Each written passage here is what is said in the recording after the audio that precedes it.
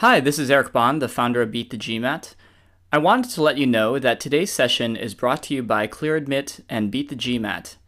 If you like what you see today, please check out the new MBA admissions course we built together called Navigating the MBA Admissions Process. This is a complete course on how to get into business school from start to finish. It's a course that I wish that I had when I applied, and I think that you're going to love it. You can learn more by going to udemy.com/business-school. Thanks. Welcome to the Write Like an Expert series. Today we're going to be talking about the Chicago Booth MBA program's essay topics. My name is Graham Richmond, and just to tell you a little bit about my background, I'm the co-founder of ClearAdmit. ClearAdmit is an admissions consultancy, and we work with applicants as they apply to business school, helping them with really every step of the process, giving them feedback and serving as an advisor to ensure that they put their best foot forward. In terms of my personal background, I actually did my MBA from the Wharton School. I've also worked as an admissions officer at Wharton as well. So I've been in MBA admissions in this space for more than 10 years and have seen many candidates head off to Chicago Booth, and actually really enjoy talking about their essay topics because they have, as many of you know, one very unusual essay topic that we'll discuss in a moment. So moving right along, there are 3 required essays for Chicago Booth this application cycle. They have a kind of traditional career goals essay. They have an essay about leadership. And then they have what in most circles is referred to as the dreaded PowerPoint exercise, or the white space exercise that sends candidates trembling in fear as they kind of go through this process. But after you watch this session, you'll feel a lot better about how to approach that essay, and even though it is very unusual. So again, looking at the topics, let's dive right in. So the first essay, what are your short and long-term goals, and how will a Chicago Booth MBA help you reach them? And you have 600 words to discuss this. It's actually a very straightforward, quote, career goals essay. A lot of schools ask this type of question, and they're being fairly specific about what they're looking for. I think that one way to approach it is to sort of divide the essay into kind of equal parts goals and equal parts why Chicago Booth. Okay, so there's really, those are the 2 main directives that they've given you in the question. As to the goals, they are asking for both short and long-term goals. And for those of you who are curious, a short-term goal is what you're going to do when you graduate from business school. I have seen essays where someone says, my short-term goal is to attend Chicago Booth. And then in the long term, I'd like to graduate from Chicago Booth. So you got to be, make sure you understand the lingo here. Short term is the job you're going to take when you graduate. Long term is often 5 or 10 years beyond that. Okay, so keep that in mind. 2 other points I would make when it comes to your career goals in this essay. And that is, you want to be presenting kind of clear career goals so people can understand what function are you going to take on, in what industry, maybe even what region of the world, etc. Okay, and you also want to present goals that are feasible, so goals that the reader can sort of see you achieving.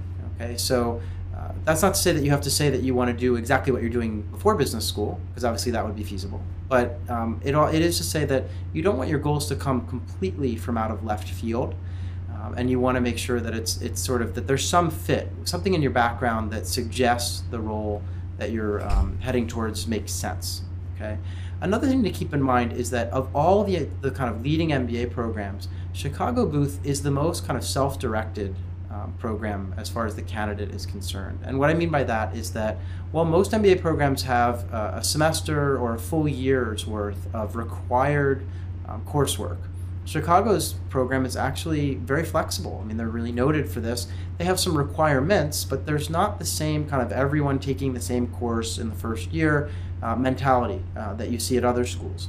Okay, and what that means is that they're looking for highly mature, self-directed individuals who can kind of actually take advantage of that style of program. And so this relates to your goals in that if you can present them with a set of well thought out career goals that shows that you've really given this some, that you've been planning, you have a sense of what you want to study, how you're going to kind of pick up the knowledge you need and go on to achieve a set of goals, then that will suggest to them that you're someone who can navigate the ambiguity that sort of that kind of exists in their program, because some candidates are better suited to a kind of planned out first year, and other candidates can handle the uncertainty and the need to kind of be self-directed that you find at Chicago. So keep that in mind. Present them with a clear plan, okay, and that will assure them that you know what to do when you get to their program as well. And that's a perfect segue into the second portion of this essay, which is how will Chicago Booth help you reach your goals? And so again, a great response here will be one in which the candidate is showcasing all the kind of resources, courses, professors, and everything happening on the Booth campus that will help you get towards your goals in terms of, picking up the knowledge you need, gaining the exposure to industry, etc. Okay, so be sure to use that. I don't think it's enough to just kind of sort of throw their marketing language back at them and say, oh, this is why Chicago is great. You need to tailor the aspects of Chicago that you're pointing out to your goals. Okay, so make sure that everything fits nicely together, that your goals are clear and feasible, and that the content about Chicago Booth fits with your goals and makes sense in terms of showing them that you've thought about how you're going to navigate their program, what courses you're going to take, and how you're going to sort of get your way through and get to that first job. Okay, so moving right along, let's talk about the second essay. This one is a new essay for this year, and it's challenging. I think that it's, for many candidates, it seems like a sort of softball question when you first read it, and let's talk about the question itself. The question is, at Chicago Booth, we believe each individual has his or her own leadership style. How has your family, culture, and/or environment influenced you as a leader? Okay, and you have 750 words to respond to this. That's actually a lot of real estate words-wise. I mean, that gives you plenty of room to provide an in-depth response. Now, I think what's challenging about this is, kind of making sure that you're reflecting on how you do define your leadership style. What is it about your leadership style that's unique? And where has that uniqueness come from? And so there's several challenges here. I think that, it's sort of challenging you to think reflectively about the way that you lead and to actually go back to the roots and figure out, well, why am I this type of leader? And so that's going to require a bit of thought on your part. The other thing that I think is particularly tricky with this question is that you want to write about these influences in a way that still makes you sound active rather than passive. And what I mean by that is that you don't want to say, gee, I'm from country X, and because the culture here in country X dictates that we lead in this way, that's the way I am. That's a really passive kind of leadership framing, right? You wouldn't necessarily want to kind of pitch it that way.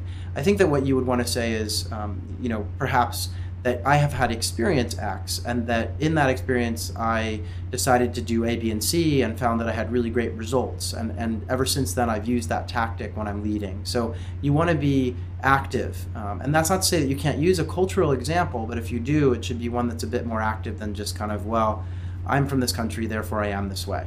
Okay, so that's challenging. I recognize that makes this a really tricky question.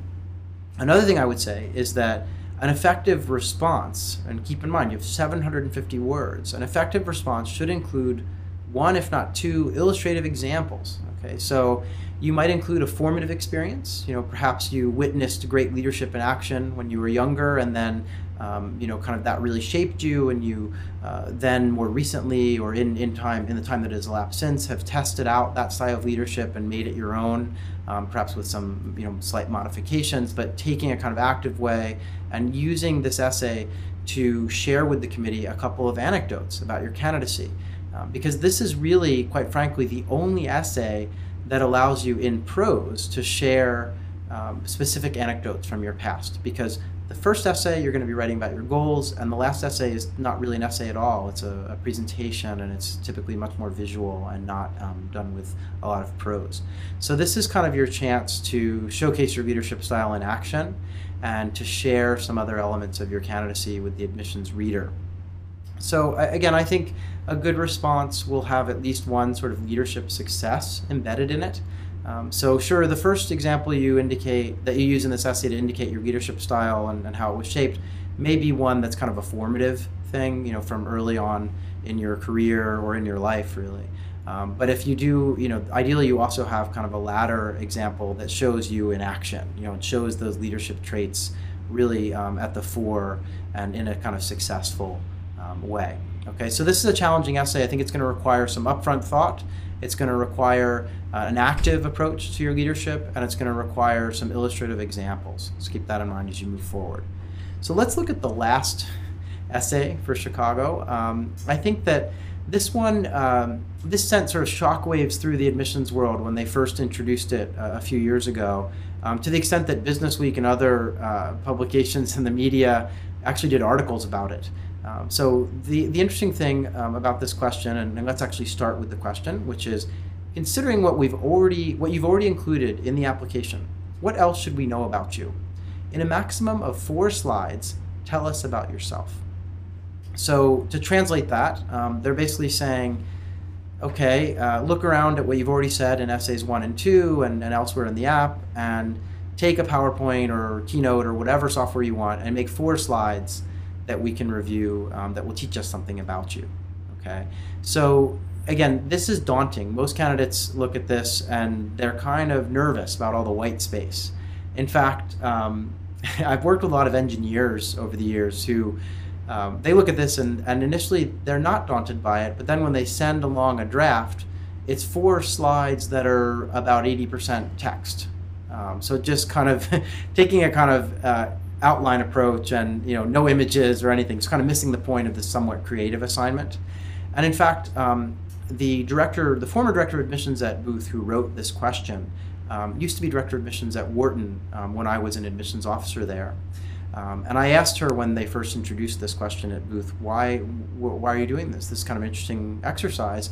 And one of the things that she mentioned was that this was a brilliant way to kind of really kind of separate candidates in the pool, kind of put people into different groups in the sense that some candidates who are incredibly binary and sort of maybe overly kind of engineering oriented and just sort of all numbers all the time would fail miserably at this exercise. Whereas the candidates who had maybe perhaps a more broad-based set of skills and a bit more creativity would shine. And so she viewed this as a chance for that group in the applicant pool to really stand out. And not because they didn't want to accept any engineers or more kind of quant-oriented folks, but because they wanted to give this sort of minority population in the applicant pool of creative types a chance to kind of catch up a little bit, to give them an exercise that they knew they could excel at in the event that they weren't excelling in some of the typical metrics used in the admissions process. So that's kind of a long-winded description of the history of this question, but I think it's important to understand that it is a creative exercise and they are looking to learn more about you. And I think there are a number of ways that you can approach it, right? So first of all, as with any essay, if this were an essay in which they said, tell us about 4 accomplishments, the first thing you do is look for balance, okay? So you don't want to have 4 slides that all talk about the same thing under most scenarios, okay? So balance is important. Think about your professional experiences, your personal background, your academic and community information, anything that is in your background that could make for interesting content here. Okay. The second thing to think about is how you want to slice this up.